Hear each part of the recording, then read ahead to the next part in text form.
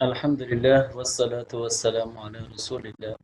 أما بعد فأعوذ بالله من الشيطان الرجيم بسم الله الرحمن الرحيم رب اشرح لي صدري ويسر لي أمري واحلل عقدة من لساني يفقهوا قولي السلام علیکم ورحمۃ اللہ وبرکاتہ۔ اسلامیات اختیاری سال دوم کے لیکچر نمبر 4 میں آج آپ سب کو خوش آمدید کہتا ہوں۔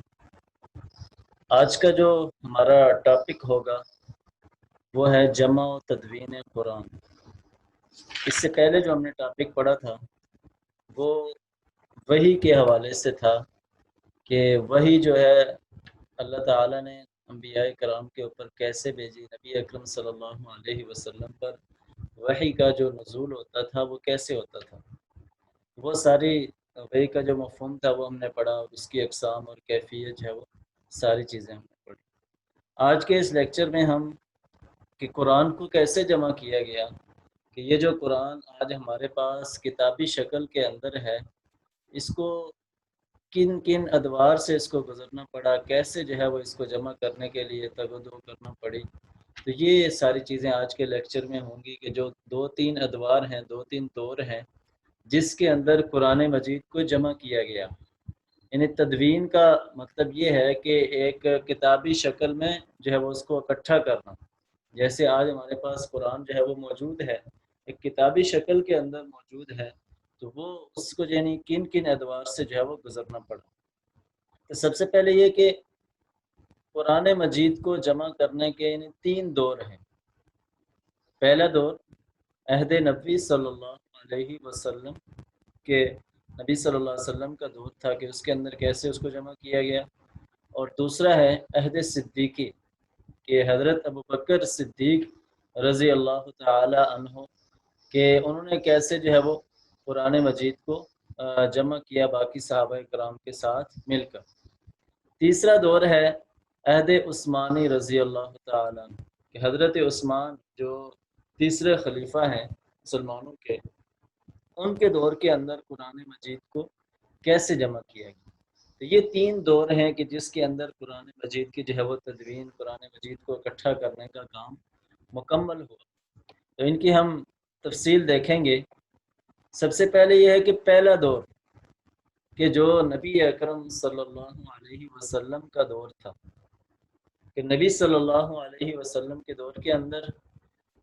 کہ جب نبی صلی اللہ علیہ وسلم کے اوپر قرآن نازل ہوتا تو نبی اکرم صلی اللہ علیہ وسلم صحابہ کرام کو سناتے تھے، اور اسی طرح صحابہ کرام کے اندر جو لوگ پڑھے لکھے تھے وہ اسے سن کر لکھ لیتے تھے، اور دیگر لوگ جو ہے وہ اس کو زبانی یاد کر لیتے تھے۔ اب اس دور کے اندر نبی صلی اللہ علیہ وسلم نے صحابہ کرام کی ایک جماعت مقرر کی ہوئی تھی جنہیں کاتبین وحی کے نام سے جو ہے وہ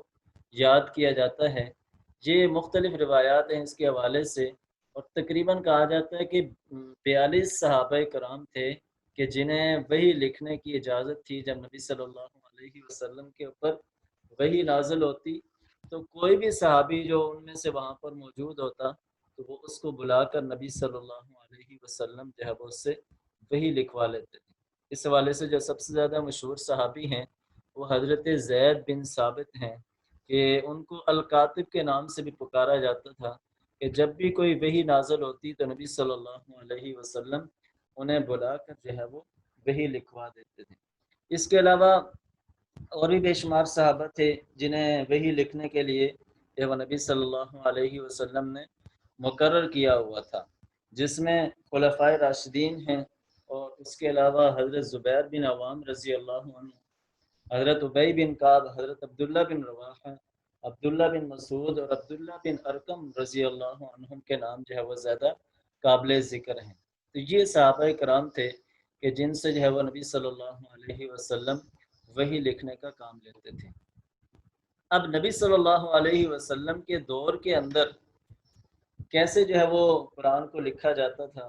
قرآن کو جو ہے وہ کیسے اس کو محفوظ کرنے کے لیے کیا کیا انداز تھے، تو سب سے پہلے یہ ہے کہ تحریری انداز کہ نبی صلی اللہ علیہ وسلم جو ہے وہ صحابہ کرام جو قرآن مجید کو لکھتے تھے وہ جلی نما کاغذ ہوتے تھے یا کھجور کے چھلکے ہوتے تھے، اسی طرح جو پتھر کی سلیں ہیں اور ہڈی اور چمڑے وغیرہ کے اوپر جو ہے وہ لکھا جاتا تھا قرآن مجید کو محفوظ کرنے کا، کیونکہ اس وقت جو ہے وہ آج کل جس طرح کاغذ کا دور ہے، ورق ہے،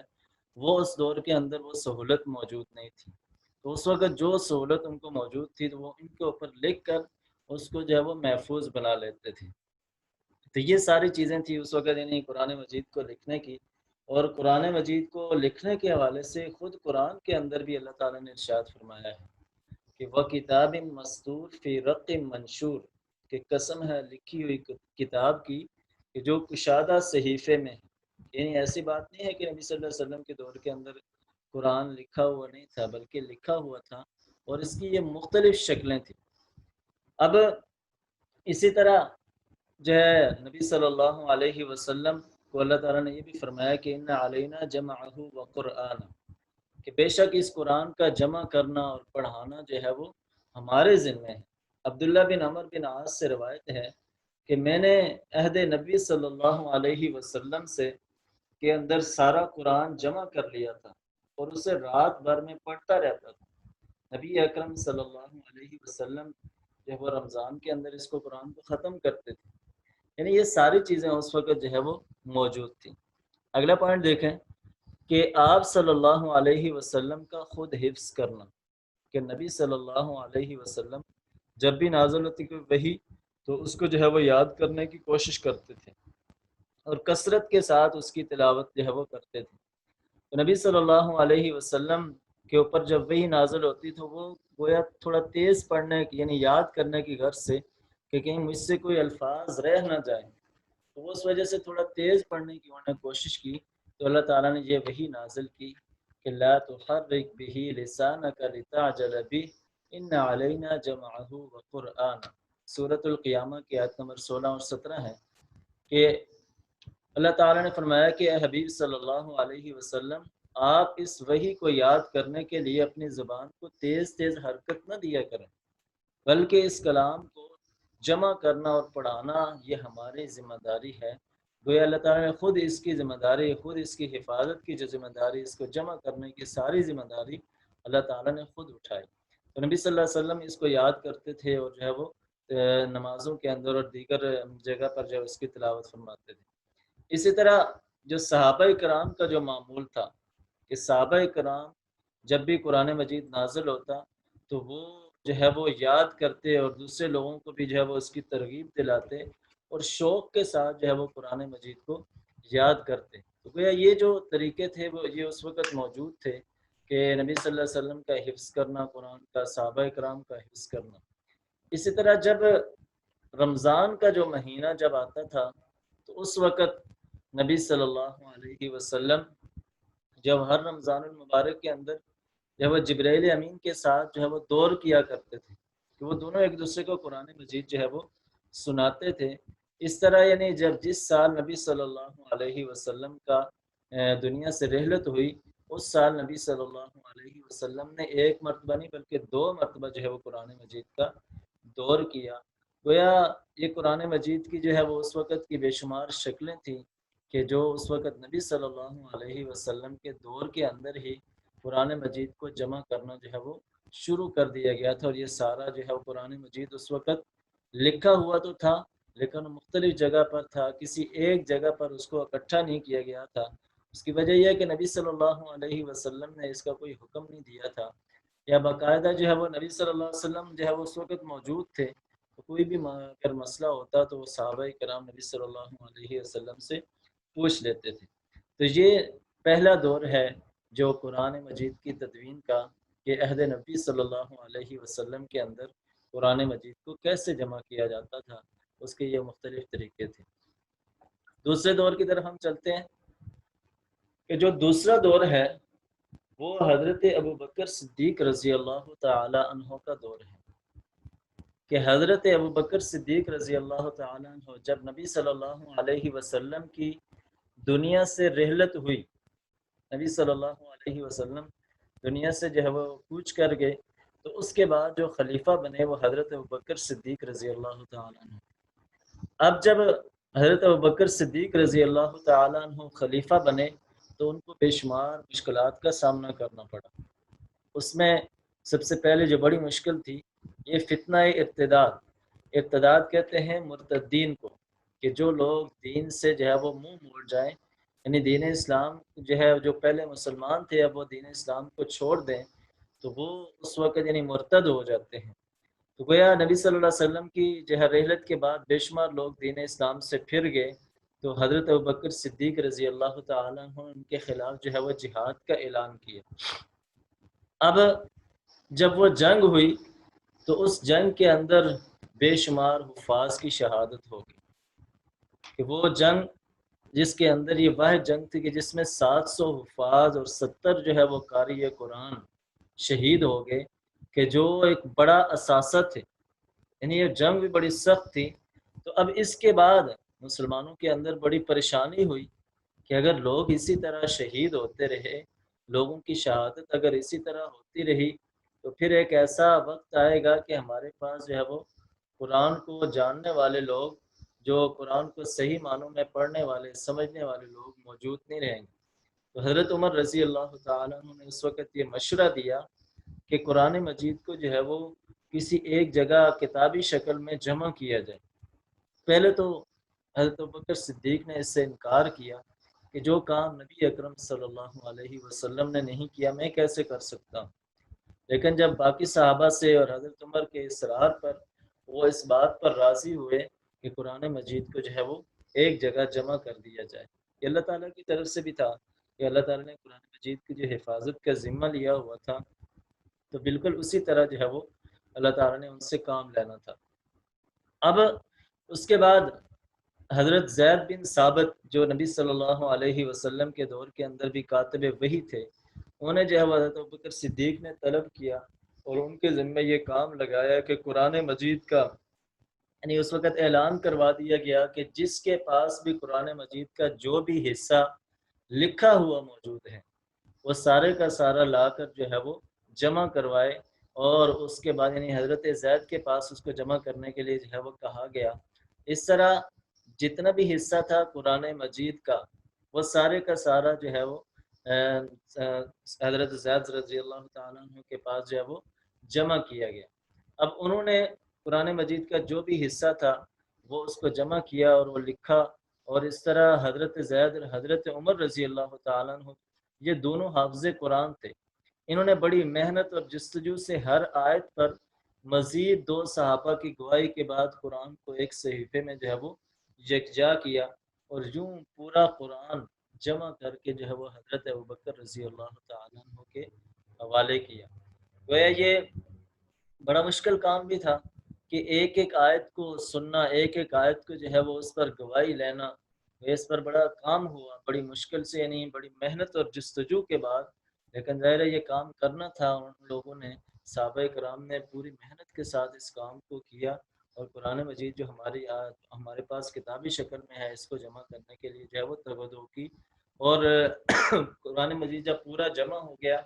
اس وقت جو ہے وہ حضرت ابوبکر صدیق کے حوالے اس نسخے کو کیا گیا۔ اب اس کے بعد یہ نسخہ جو ہے وہ حضرت عمر رضی اللہ تعالیٰ نے جب خلیفہ بنے تو وہ ان کو منتقل ہوا، اور ان کی شہادت کے بعد جو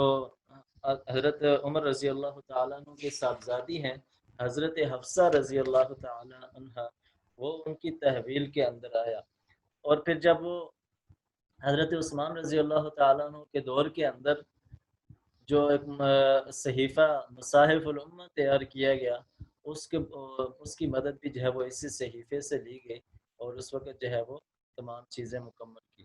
تو یہ دوسرا دور تھا عہد صدیقی رضی اللہ تعالی عنہ، کہ جس کے اندر جو ہے وہ صحابہ کرام نے بڑی محنت کے ساتھ، بڑی توجہ کے ساتھ جو ہے وہ قرآن مجید کو جمع کیا، اور قرآن مجید ایک کتابی شکل کے اندر آیا۔ اب اس کے بعد حضرت عمر رضی اللہ تعالیٰ عنہ کی رحلت کے بعد تیسرا مرحلہ، تیسرا دور، وہ حضرت عثمان رضی اللہ تعالیٰ عنہ خلیفہ بھی بنے، اور ان کے دور کے اندر کچھ اور مسائل جو ہے وہ درپیش آنے لگے، کہ اب چونکہ اسلامی سلطنت جو تھی، اسلامی فتوحات کے اندر مزید اضافہ ہوا۔ اس سے پہلے جو ہے وہ عرب جو ہے وہ ان کے لیے لہجوں کا، قرات کا مسئلہ نہیں ہوتا تھا، لیکن جب اجمی لوگ جو ہے وہ انہوں نے اسلام قبول کیا تب ان کے لیے مشکل ہوا، اور ان کو جو ہے وہ عربوں کی شاگردگی بھی اختیار کرنی پڑی، اس لیے لب و لہجے کے اندر علاقائی اختلاف تھا، ان کا تلفظ یعنی ایک جیسا نہ تھا۔ تو اس لیے جو ہے وہ اس دور کے اندر یہ ایک بڑا مسئلہ درپیش آیا کہ کیسے جو ہے وہ تمام لوگوں کو ایک قرات کے اوپر جمع کیا جائے، ورنہ اگر یہی عالم رہا تو قرآن مجید کے اندر جو ہے وہ اختلاف پیدا ہو جائے گا۔ اس لیے جب یہ مسئلہ زیادہ زور پکڑنے لگا تو اس وقت جو ہے حضرت عثمان رضی اللہ تعالیٰ عنہ نے جو ہے وہ یعنی الگ الگ لہجوں کا مسئلہ یہ تھا کہ جو بھی یعنی جو جس علاقے قبیلے سے تعلق رکھتا تھا وہ ان کا پڑھنے کا انداز، ان کے تلفظ جو ہے وہ الگ الگ ہو گئے، جس کی وجہ سے یعنی ہر ایک جو ہے وہ اپنے اس انداز کو بہتر قرار دے رہا تھا، جس کی وجہ سے اختلاف بھی بڑھنے لگا تھا۔ اب حضرت عثمان نے جو ہے وہ اس اختلاف کو ختم کرنے کے لیے ایک کمیٹی تشکیل دی، جس کی سربراہی بھی حضرت زید بن ثابت کو دی گئی، کہ جو پہلے بھی کاتب وحی کا جو ہے وہ کام کر چکے تھے۔ تو اب انہوں نے جو ہے وہ کمیٹی مقرر کی، تو اس کے بعد انہوں نے جو صحیفہ پہلے سے نقل کیا جو لکھا ہوا تھا اسی کو جو ہے وہ لکھا، اور اس کے 5-7 نسخے بنائے، نسخے تیار کروا کے دیگر علاقوں کے اندر جو ہے وہ بھیج دیا گیا، اور اس کو مصاحف الامہ بھی کہتے ہیں، یعنی وہ نسخہ کہ جس کی اقتدا کی جائے اور جو مثال ہوں۔ یعنی اس کے علاوہ جو باقی نسخے تھے ان کو جلا دینے کا حکم دیا گیا، کہ اس لیے کہ تاکہ مسلمانوں کے اندر جو قرآن کے اندر کم از کم اختلاف پیدا نہ ہو۔ اب یہ جو مصحف عثمانی ہے اس کی اہمیت کیا ہے؟ اس کی اہمیت بہت زیادہ ہے کہ یہ مصحف عثمانی کی وجہ سے جو ہے وہ مسلمانوں میں جو ہے وہ ایک قرآن مجید کو ایک قرات پر جمع کرنے کا جو حضرت عثمان نے کام کیا، کہ آج پورے عالم اسلام کے اندر اسی قرآن مجید کے مطابق، اسی کے لہجے اور تلفظ کے مطابق جو ہے وہ اس کو پڑھا جاتا ہے، اور یہ گویا قرآن مجید کی ایک قرات کے اوپر تمام لوگ جمع ہیں، کہ آج کہیں بھی کوئی زبر زیر یا پیش حتیٰ کہ ایک نقطے کا بھی کوئی اختلاف جو ہے وہ نہیں پایا جاتا۔ تو یہ جو سارے کام کے جو اس کی ساری جو ہے محنت جو ہے وہ حضرت عثمان رضی اللہ تعالیٰ عنہ نے کروائی، اور اس لیے جو حضرت عثمان کا جو لقب ہے وہ جامع القرآن بھی ہے، کہ جامع القرآن کا لقب بھی جو ہے ان کو دیا گیا، کہ قرآن کو جمع کرنے والے ہیں، قرآن کو اکٹھے کرنے والے، کہ سارے عالم اسلام کو انہوں نے ایک قرات کے اوپر جمع کر دیا۔ ورنہ اگر وہی پہلے جس طرح تھا مسئلہ، تو اگر اس طرح ہوتا تو آج قرآن کے اندر بھی اختلاف کر رہے ہوتے لوگ۔ تو گویا یہ جو 3 ادوار تھے، 3 دور تھے، یہ وہ قرآن مجید کو جمع کرنے کے حوالے سے، کہ پہلا مرحلہ نبی اکرم صلی اللہ علیہ وسلم کا دور تھا، دوسرا دور حضرت ابوبکر صدیق رضی اللہ تعالیٰ عنہ کا، اور تیسرا دور حضرت عثمان رضی اللہ تعالیٰ عنہ کا۔ اب اس کے بعد ہم آتے ہیں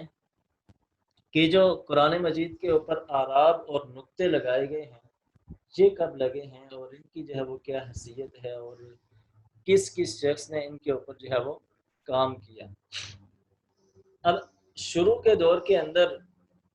کیونکہ اہل عرب ان کی اپنی زبان تھی، عربی ان کی زبان تھی، تو اس دور کے اندر کوئی ضرورت محسوس نہیں ہوئی، ان کو ضرورت محسوس نہیں ہوئی، کیونکہ وہ بغیر زبر زیر پیش کے بھی جو ہے وہ اس کو پڑھنا جانتے تھے، کیونکہ اہل زبان تھے۔ لیکن جو جو اسلام دوسرے لوگوں میں پھیلتا گیا، غیر عرب لوگوں میں پھیلتا گیا، تو پھر ضرورت محسوس ہوئی، کیونکہ جو دوسرے لوگ تھے جو عربی نہیں جانتے تھے ان کے لیے قرآن مجید کو بغیر اعراب کے نقطوں کے پڑھنا جو ہے وہ مشکل ہو گیا تھا۔ اب حضرت علی رضی اللہ تعالیٰ عنہ کا یہ دور تھا، تو انہوں نے اس مشکل کو دور کرنے کے لیے اپنے ایک شاگرد ہیں جس کا نام ابو الاسود ہے، کو یہ خدمت انجام دینے کا حکم دیا، اور کہا کہ اس کے اوپر جو نقطے ہیں، اعراب ہے، اور ساری چیزیں جو ہے وہ اس کے اوپر لگائی جائیں۔ گویا اس نے جو ہے وہ 42 ہجری کے اندر اس سارے کام کو کیا، اور قرآن مجید کے اوپر اعراب اور نقطے لگائے، اور آیت کے جو اختتام پر جو گول دائرہ ہے یہ بھی اسی وقت جو ہے وہ لگائے گا، کہ یہاں پر جو ہے وہ گویا آیت جو ہے وہ ختم ہو رہی ہے۔ ایک یہ بھی مشہور ہے کہ حجاج بن یوسف کے بارے میں بھی مشہور ہے کہ اس نے بھی قرآن مجید کے اوپر اعراب نقطے اور رموز اعقاف لگائے اور جو ہے وہ مسلمانوں کے لیے آسانی پیدا کی۔ گویا اس نے بھی کچھ کام کیا ہے، اس میں ہو سکتا ہے کچھ چیزوں کے اوپر حجاج بن یوسف نے کام کیا ہو، لیکن جو اصل جو کام شروع کیا تھا وہ حضرت علی کے جو شاگرد تھے ابو الاسود، انہوں نے ہی شروع کیا تھا۔ اسی طرح جو اعراب کی آخری شکل ہے، جو مشہور نحوی ہے، امام جو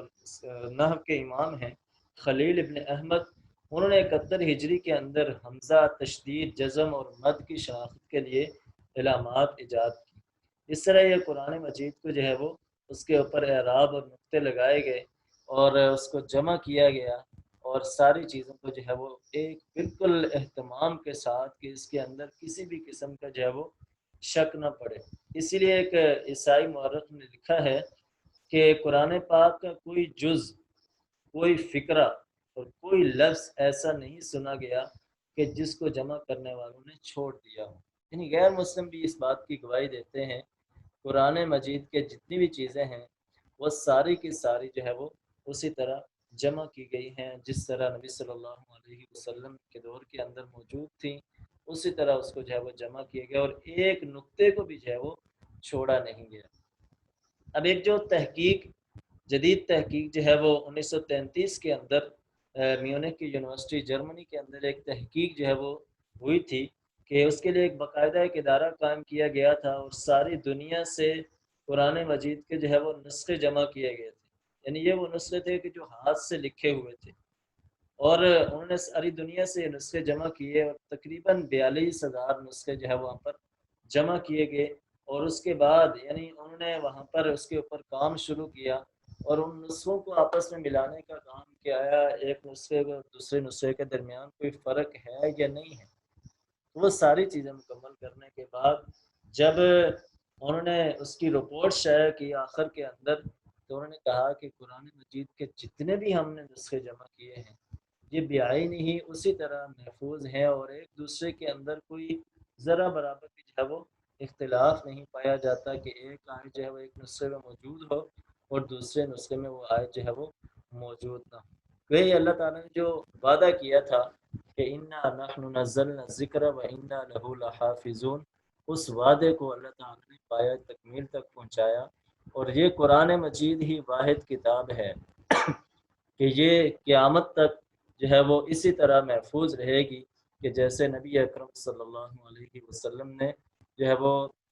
ان کے اوپر جو ہے اللہ تعالیٰ نے نازل کی تھی۔